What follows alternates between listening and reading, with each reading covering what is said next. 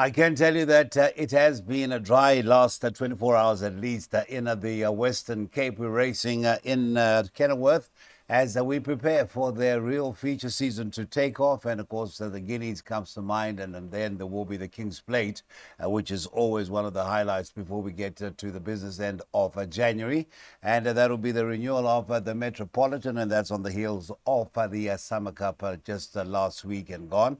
And very well done to Frank Robinson once again, that perseverance and that tireless effort to be competitive on the high felt has certainly paid off. But that is then. Let's talk about today as we look to lick our wounds in some cases. But I'm sure a man who found one or two of the shrewdies was your good self. Good morning. I don't think I did. I don't recall. It Yeah, was so much. But good day all in all. And I think, and not winning out of turn, he's been coming up for years. And he's competitive. He's always competitive without landing the big one. Yeah, it was fantastic. Yes.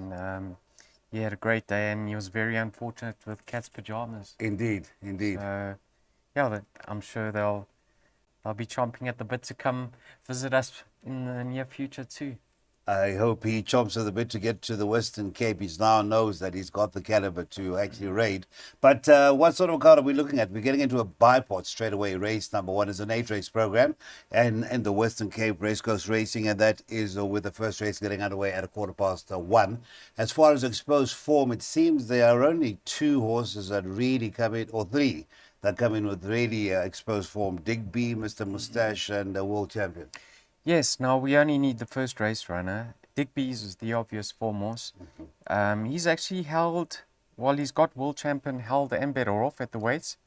And strictly on his last run, where he had a horse called Moody Blue behind him, who subsequently came out and won. On a line through Moody Blue, he should confirm that form with world champion, because he had a Moody Blue a length behind him, and world champion behind Caribbean Gold had Moody Blue a length ahead of him. So he's got the beating of him by approximately 2 lengths. But races aren't on paper, are they, Sis? Not at all. And Digby right now, by the way, just should give a betting guide on Betway. Last night you could get 13 to 8 about Digby, and then you had 11 to 5 about the 9 world champion. And then I beg your pardon, first timer Trail Finder. That is Vaughan Marshall's first timer in the colours of Miss G. Berg and Mr. Wickens. Sean Wheeler bought at 9 to 2 and then 15 to 2 and better. Yeah, so I think Digby's going to start in the red because he does hold his market rival. But I just want to add something, says that world champion is making his debut as a gelding. So if that's improved him a length or 2 at back at home, he could trouble the favourites. But yes, we will get through the opening leg. I've gotten them both. All right, so we've got the 7 as, the 3 rather, as the right one. 9 comes through as a newly gelded horse, and that is son of Virgo's baby, who won the nursery once upon a time up here on the Highveld. 3 and 9, those are the 2 horses. The outlay 540. All right, so first exotic, get done and dusted. That is that 3 and 9 should see us through that first leg. Of course, that first timer rule now very much in play as far as the Bible is concerned, as highlighted by Daryl. Now, in race number 2, we have our first apprentice race on the afternoon, and it is our first scratching, and it sees the inform Savannah Valjallo's Mount Diogenes scratch, so that leaves us a field of 7. Now, as far as race number 2 is concerned, Mr. Marie, the 7 is the current favorite. That's from the Snake Stable in the colors of Mrs. Bortz, Mr. Bortz, Mr. Muscanth, and Mr. Stonebridge, amongst others. It's currently a short of 7 to 4. Too skinny, or that's the right price? It is an apprentice handicap. Hey, look at his breeding now. His dam actually stayed. She won the Oaks Trial over 2,000 meters, so he had a nice comeback effort over 1,400. Gonna strip fitter, and he's ought to be more effective over this sort of distance and perhaps further in time to come. Certainly love his chances. I think he's a very nice horse in the making. That was his first comeback effort as a gelding. Then you've got also in Mr. Bortz's Silks, Ignite the Fire. I like the way he's progressing in each and every one of his starts. debut, I mean, that was in heavy conditions. Mr. Krayer put him away. Ran on beautifully in his comeback start.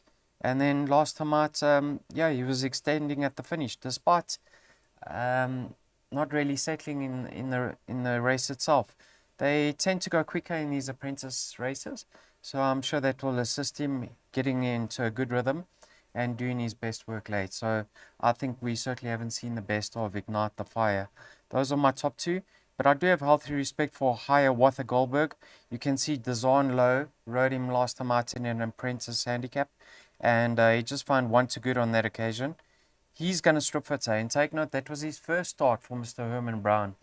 So obviously the change in scenery just sparked some renewal with regards to him, and his rating came right down to 56, so you can say he is competitive of that mark. So in order, 7, 8, 6. 786 are likely boards exacta if things go according to Daryl's reading of the race. 7 and 8 will suffice for that PA, and we'll be going on to race 3, which has a banker in the form of 8 in leg 2 of the PA.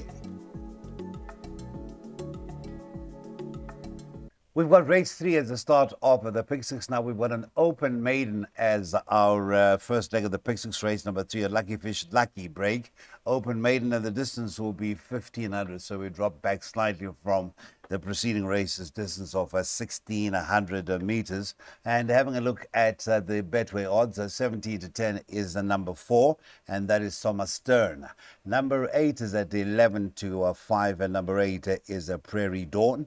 Then you've got the 13 at 13 to 2, that being Wonderful Tonight. Blue Steel, the 1, 8 to 1, it's 18 to 1, and Better Bar, those quoted runners. Now, the 4 Summer Stern comes in with some decent credentials. The CV certainly reads well. Fox on the Run, I think, went on to win again, and that form line subsequently produced yet some more winners. So, is that top of your list? It is a maiden. I realize it's an open maiden. How do you actually work out the race? I know it's carrying 6 to 1. Yeah, exactly. And the first thing when I see an open maiden, I tend to try find some value with the low weights. Yes. But that's not the case this time around. I really can't see anything troubling the two at the top of the boards. Now, I've got a preference for Prairie Dawn. I think he ran flat in his second run. We all expected him to win based on what we saw on debut, because really he put up a sparkling debut.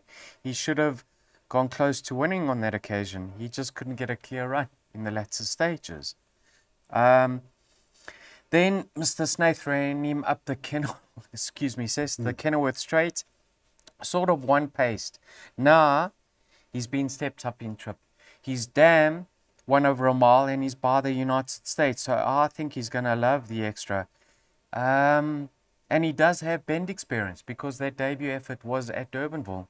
So I think he's going to set the record straight and run a much better race this time around. Not that he's done anything wrong to date.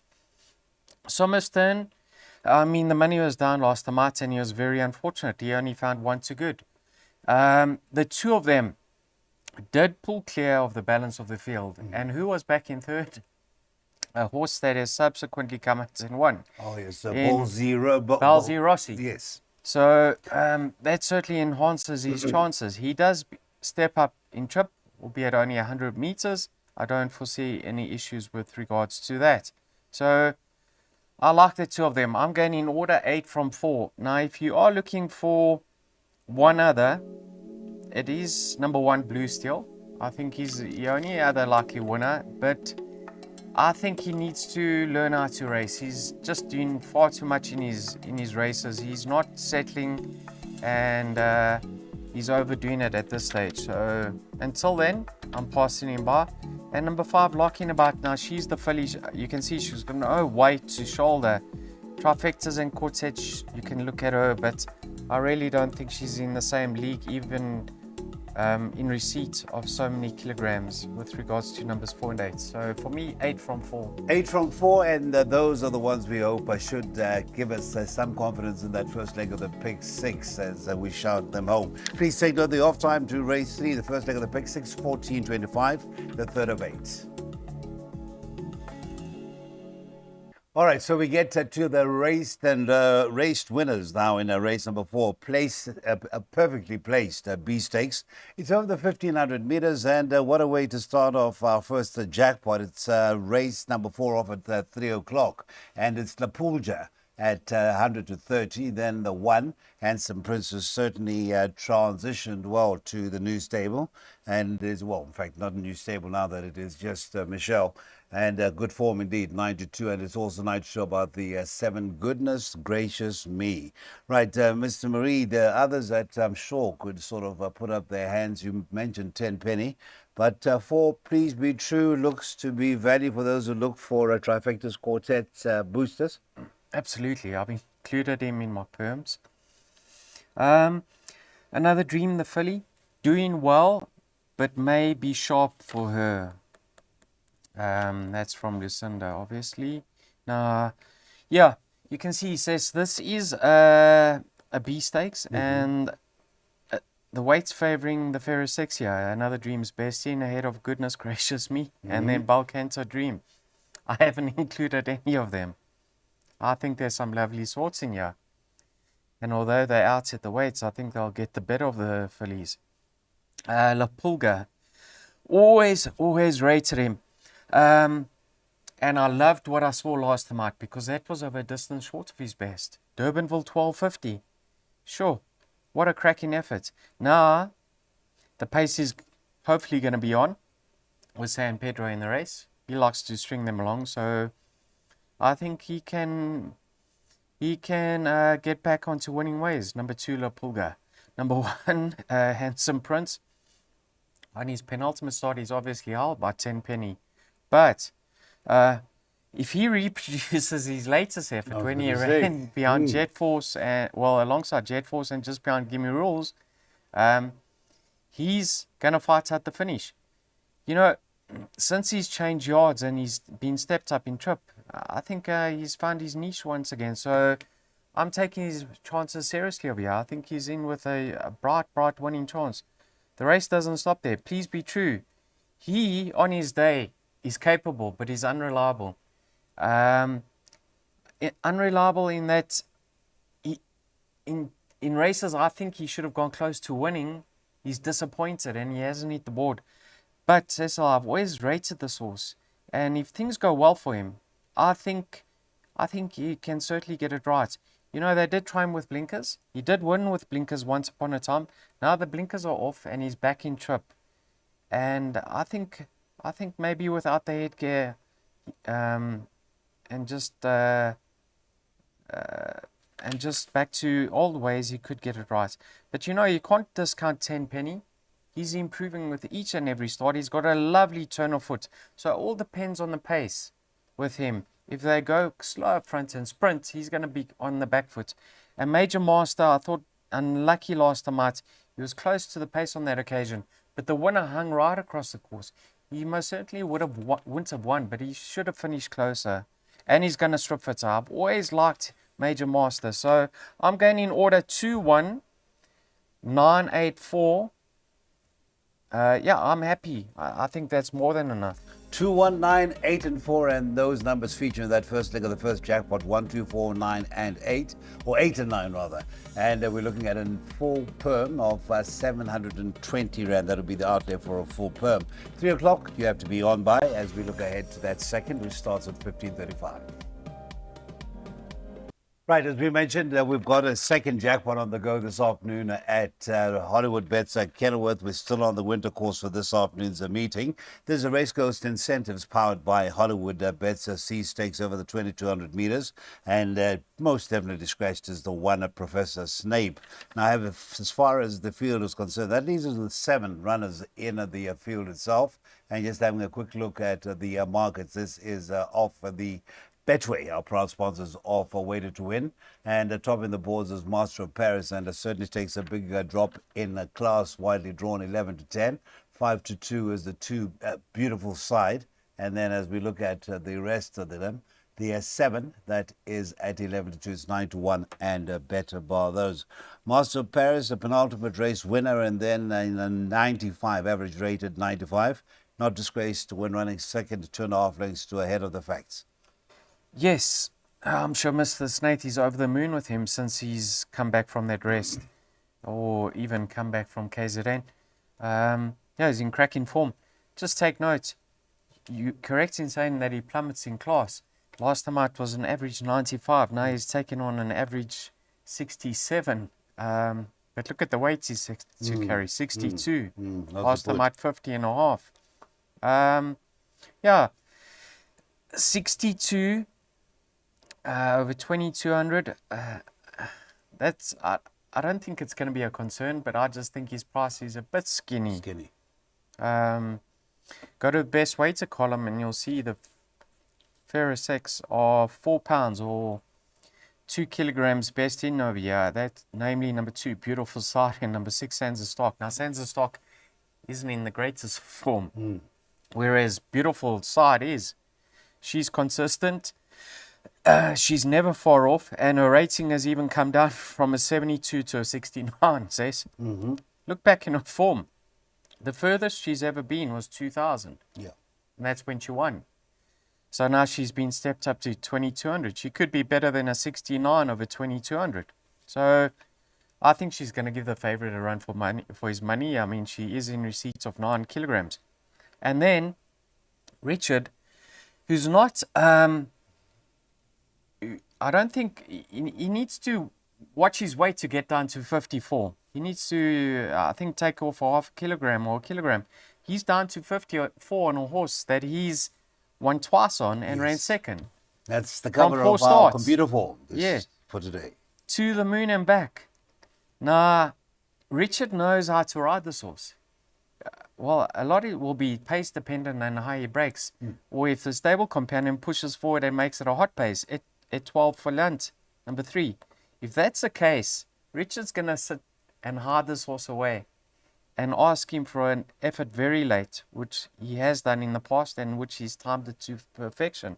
So I think To the Moon and Back, although he hasn't visited the winner's enclosure in over a year, with Richard back in the irons, I'm actually going to be favouring him. I'm going 7 over 2 and 8. 7, 2, and 8 order preference to that start of jackpot 2, and that is race 5. 7, 2, and 8.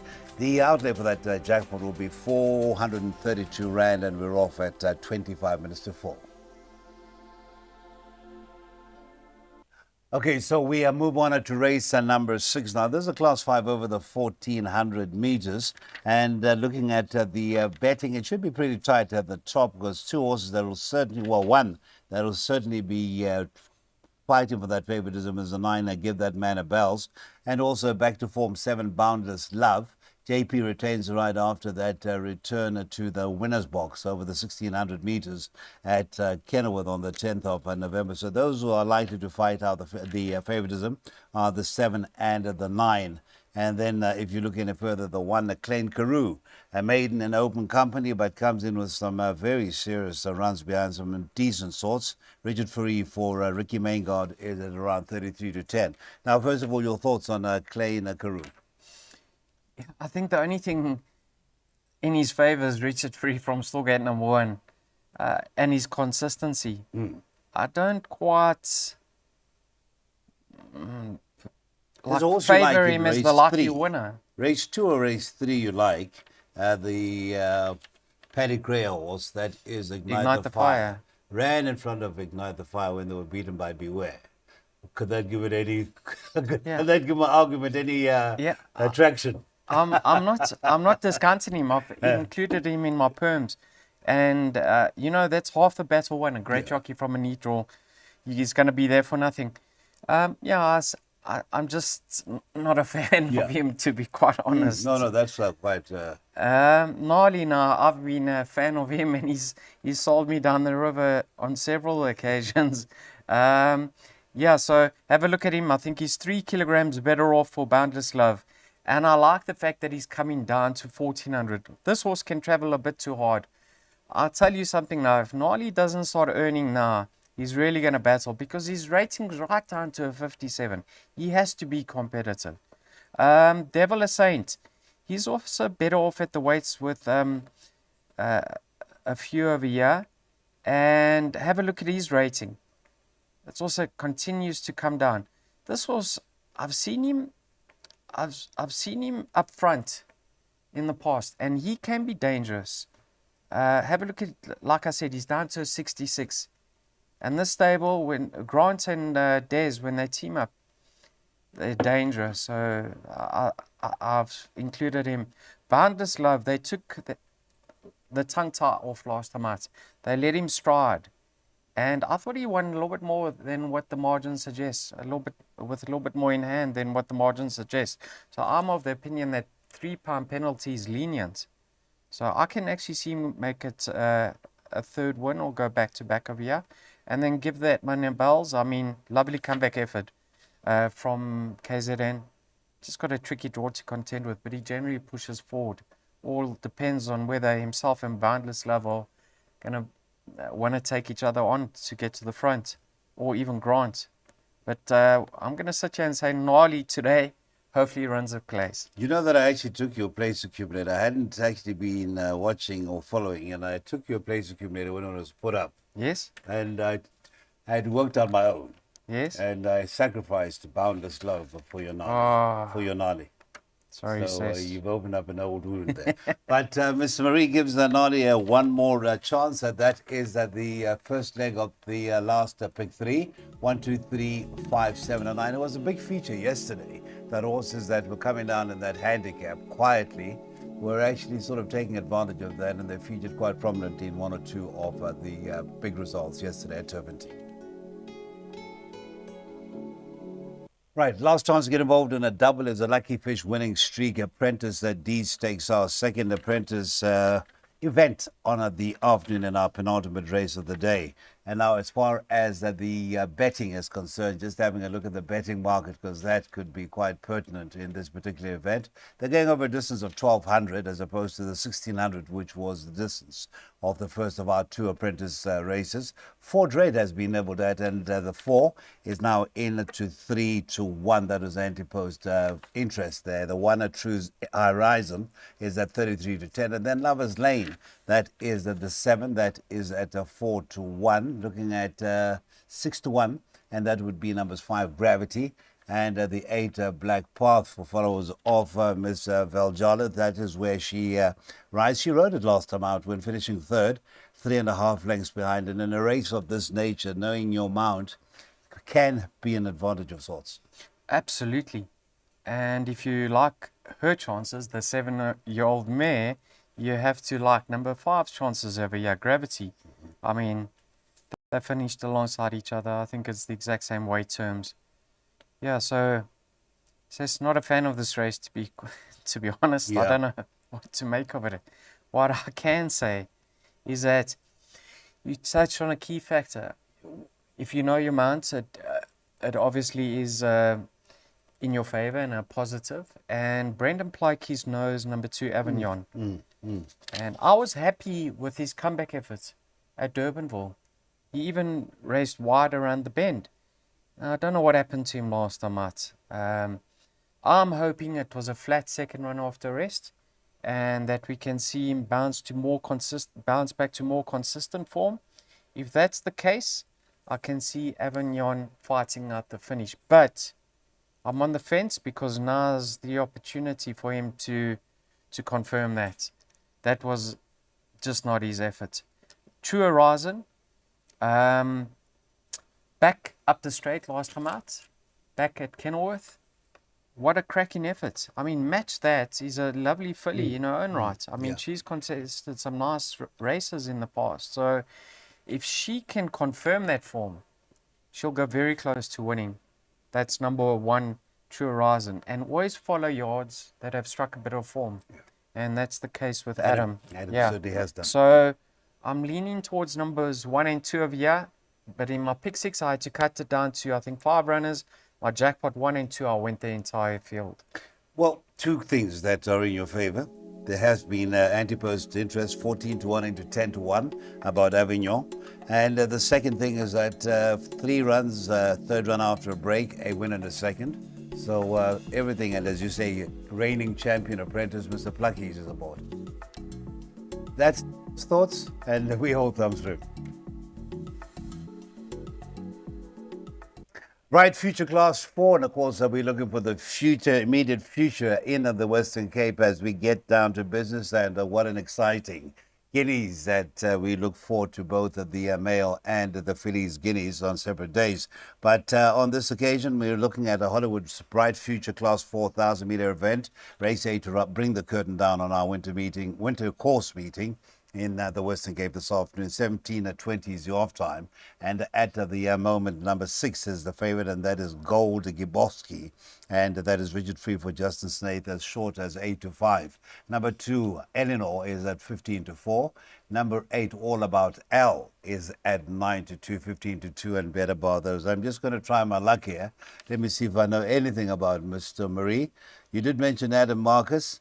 And 8 All About L, it is a 1,000 meter race on the winter course at Hollywood Bets at Kenilworth. What sort of a chance do you give All About L? Yeah, back end of quartets. I don't know you at all anymore. I thought this would be your kind of For idea. an 8-year-old, look at the form Adam's got him in. Yeah. I mean, that's outstanding. Let's hope he earns another check for his owners. Well, for Adam. Yeah, I think this also go close, no? Yeah, I gave him a chance. Honor of Kings, didn't this start off with a bit of a reputation when it first came to the races? Number 1. He did, and it took him a couple of runs to get it right. Last time out, he came back from a break, and Nicola made use of him, but he got beaten quite some distance, 6 lengths. He's going to strip fitter. I'm sure maybe she'll ride a little bit more patient race this time round. I can see him earning. Elsinore picked up quite a hefty penalty in Fairview. I mean, he got the maximum £8, so I'm on the fence with regards to him. He also returning from 5 months off the track, so I've left the 2 of them out. Now, number 3, Follow Your Heart. His penultimate start, when he won his comeback effort after a rest as a gelding, caught my eye, and I said I'm going to follow him. And then last time, things just went haywire for him around the bend. You can just put a line through that completely. For some reason, he was fierce, and it was just terrible to watch. He's been off the track for 3 months now, and he comes back to 1,000 meters. And I think if they run him off his feet, he's the type of horse that is nowhere near the finished article, that he could run into the money. I don't think he's going to be peaking, but I think he's got ability, this horse.